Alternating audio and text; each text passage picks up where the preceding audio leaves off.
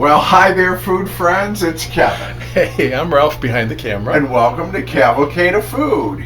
Here we are, and we are getting ready to make a real quick, easy, but perennial treat that people love. You said it, the word treat and crispy, but this is going to be a little bit different than what you might think. Right, we're going to make Butterscotch Crispies. Yum. Okay, and basically, there's only a couple of ingredients, and the first one is, of course, our Crispies. So this is puffed rice cereal. Use whatever brand you prefer. 6 cups. Okay. Oh, wow. So then what I have here is I have a bag of butterscotch morsels. Okay. And I also have a bag here of, these are dark chocolate chips. That is going to go on top. And I'm also going to need a cup of peanut butter. Ooh. So I'm going to get that ready, and we'll put it all together. But this is a totally easy recipe, and many of you, I'm sure, have made it before. But if you haven't, check it out. Oh, I know Kevin found this in an old magazine, and I thought, I've never heard of a butterscotch crispy. I've heard of the marshmallow ones, or the more common ones. But the more common ones made with marshmallows. My only issue is, and those are great, and especially for kids, they love them because they are super duper sweet because of the marshmallow. Now, these are still going to be sweet. I mean, you've got butterscotch morsels, you've got chocolate chips, you think? Peanut butter. So it's not that these aren't going to be sweet, but they're not as overly sugary sweet as the other ones. So you're saying these are sophisticated Crispies? Yes, sophisticated. For the big refined, people, for the big cultured kids. So let me get this peanut butter measured out. We're going to need 1 cup of creamy peanut butter, and then we'll come on back. Sounds good. There's our 1 cup of peanut butter that we're going to use. Okay. So, Ralph, this recipe allows me to use a double boiler. And I don't know how often we use double boilers for things on Cavalcade, but let me explain what that is. You've got a pot here of water. Right. That we're going to bring up to a simmer. Okay? Part 1. That's part 1. Here's the double, the second part.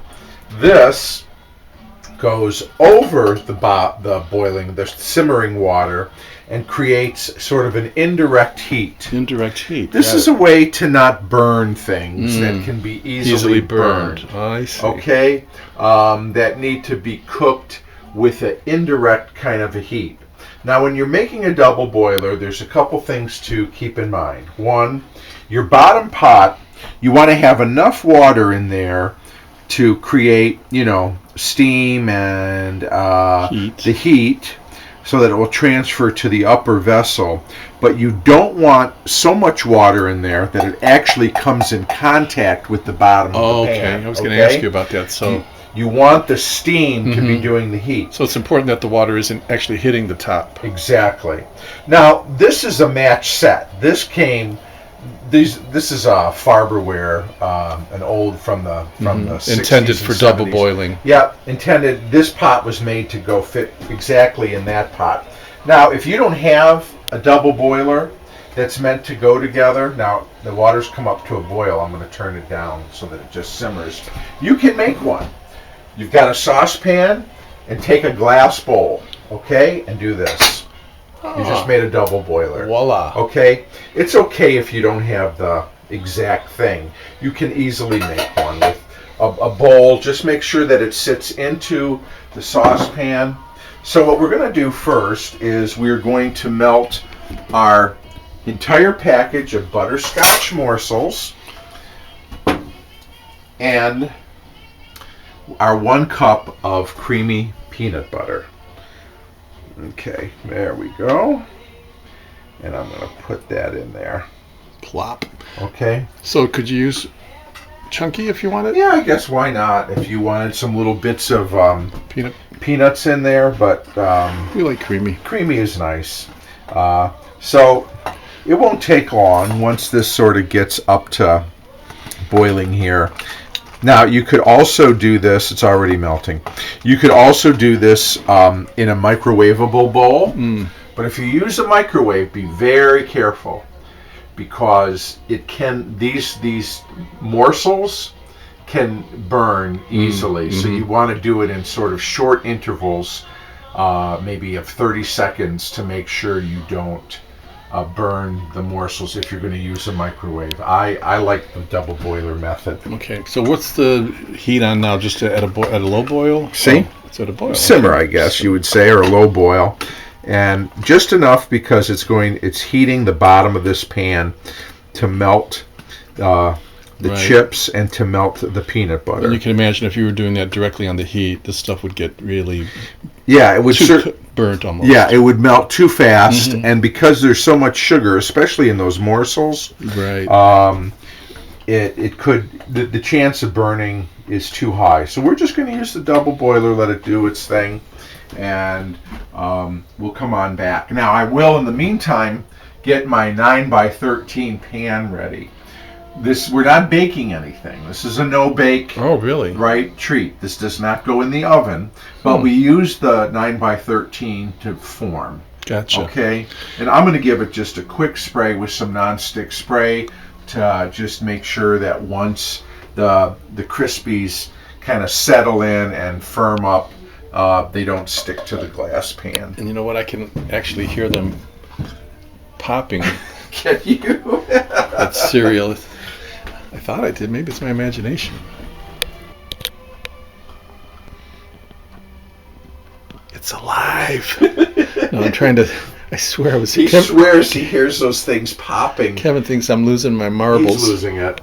Okay. So this beautiful vintage stove is the 1966 Montgomery Ward Menumatic signature. It's on medium low. low. You can see. Look. There's the water. I don't know if the steam is in the way, but nope, you can see it's just at a very, very low boil simmer. But and look how creamy that is.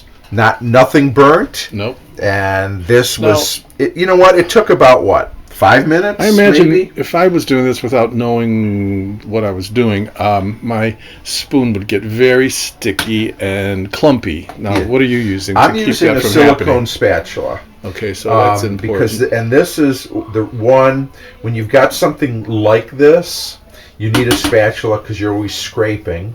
And the other thing, too, is I like using the same utensil through the life of the job. So, scraped out the peanut butter with this. I stirred the butterscotch peanut butter sauce with this. I'm going to use it to stir the Crispies. It's efficient. And it's just one. So all right, let's turn that off. Good way to get a little humidity in the house, too, if you need to. But anyways, okay. We're going to... Peanut butter facial. So, this is all nice and smooth. Here, Ralph, let's make sure we can get the... Oh, yeah. Look at that. Wow. Huh? Okay, we're just going to pour that in.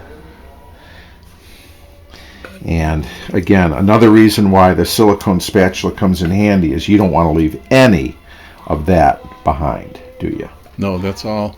So we're going to get... precious gold. Yeah. I can hear them popping now. Now maybe they're popping. They're saying, oh, thank you for this wonderful bath.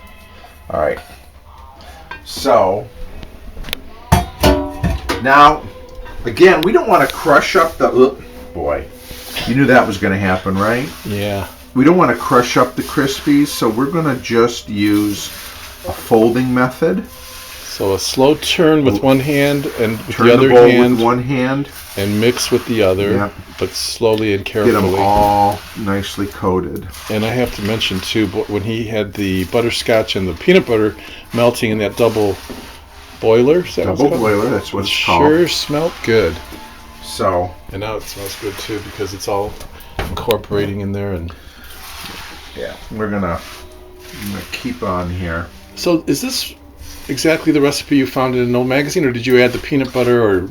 This I'm adding. Oh, the chocolate. Yeah, it was an old magazine. I don't remember which one. I know it was 1966 was the year. Mm-hmm. And those magazines have some good old recipes. Oh my gosh, wonderful. And anyways, and it was, no bake, good for the summertime when you don't want to turn the oven on and make cookies.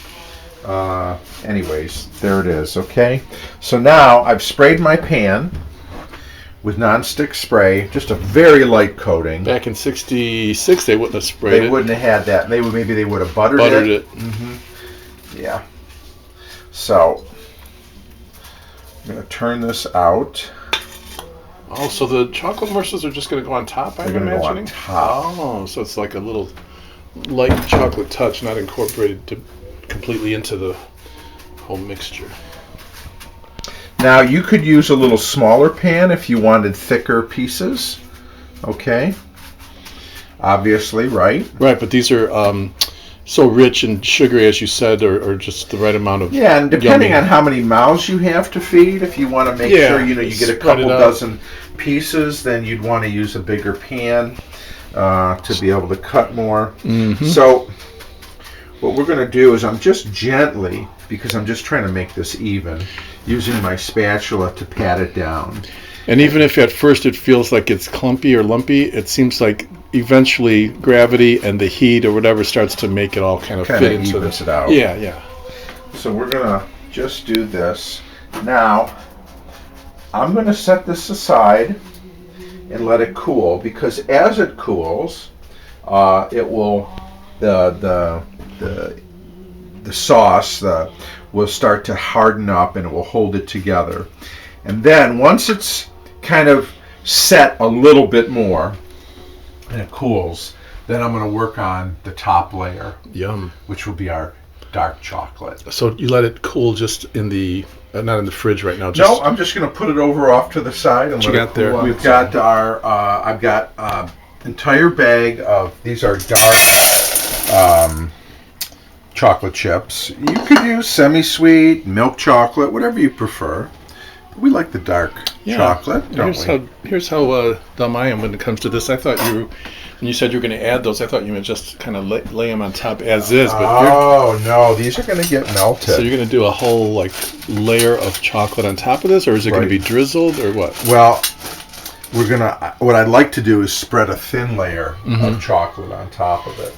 So look, they're already starting to melt, and as they do, I'm going to see how thick this is. I may actually add a little milk. I don't have any cream. To liquefy. We could make a ganache if we had some cream, but I'm going to... You have whole milk, I think. Yeah, I do. So I may thin it with a little milk. We'll see. I'm going to melt down the entire bag and see what we get. Because when you melted the butterscotch and the peanut butter probably acted as a conduit to help it melt and get more liquidy. Yeah, it did, because when peanut butter melts, it's very thin. You know what I mean? And so this, I want to make sure that it's not too thick, so that I can't spread it. Okay, so we'll be back after we see what it does. Boy, does that smell chocolatey. Doesn't it? And the melting's coming along nicely, but you can see it's very thick.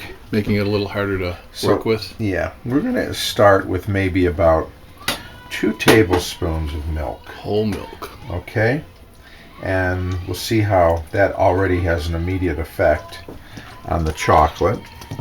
And I may add a little bit more, but we're going to start with the 2 tablespoons here. So your dark chocolate is becoming milk chocolate. Well, it's still dark, but yeah, it's going to have more milk in it than it would otherwise. I was telling Kevin, the thing that came to my mind was you could do a layer of drizzling chocolate along the lines like of a oh yeah, and then in the other direction do like a white chocolate and have almost like a zebra effect or something. Beautiful. See, well, you're an artist. Artiste. You think of these things. I can never let well enough alone. I'm always thinking of crazy things to do to food. The adding of the couple tablespoons of milk helped, but it's going to be, I think, a little too thick to spread. So I'm going to add a couple more tablespoons of milk here. So all told, half a cup? No, we're at about 4 tablespoons. So yeah, quarter cup. Okay, we'll see how this. If we get the right consistency, then we'll be ready to put our chocolate layer on our Butterscotch Crispies. This is really, with the addition of a quarter cup of milk, I think you added another tablespoon. Yeah, so I'm happy with where it's at in terms of its spreadability. And I imagine it's important to put it on while it's warm because Yes. it cools quickly and hardens. So now what I'm going to do is I'm going to just use my magic spreader. Yeah, also just a known regular as flat spatula here. Nothing too magic about it, but you want to spread and get a nice, trying to create a mystique, even layer here.